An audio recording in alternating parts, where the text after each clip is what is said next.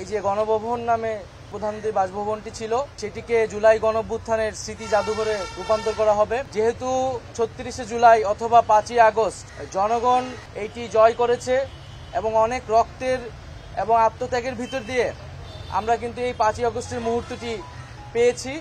ফলে সেটি জনগণের জন্য উন্মুক্ত করে দেওয়া এবং জনগণের বিজয়কে ধারণ করে রাখার উদ্দেশ্যেই এই গণভবনকে জাদুঘরে পরিণত করা হবে।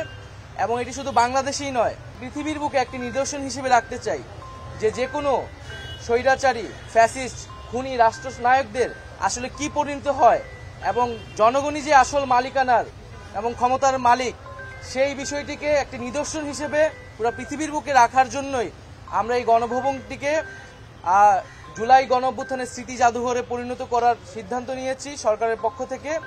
এবং সেই উদ্দেশ্যে আজকে আমাদের প্রাথমিক ভিজিট ছিল। এখানে যারা দায়িত্বরত আছেন গণপূর্ত এবং স্থাপত্য বিভাগের দায়িত্বশীল, তাদের সাথে কথা বলেছি, তাদের থেকে আমরা প্রাথমিক পরামর্শ নিয়েছি এবং আমাদের আকাঙ্ক্ষাগুলো বলেছি যে আমরা কিভাবে দেখতে চাই এবং একটি ফর্মাল কমিটি করার জন্য নির্দেশ দেওয়া হয়েছে। হয়তো আগামীকালের মধ্যেই কমিটিটি হয়ে যাবে এবং কমিটি হলে এটি হয়তো নেক্সট সপ্তাহ থেকে আমরা কাজ শুরু করব এবং বলা হয়েছে যাতে দ্রুত সময়ের মধ্যে আমরা এটি উদ্বোধন করতে পারি, সেই জন্য খুব দ্রুত গতিতে কাজ সম্পাদন করার জন্য।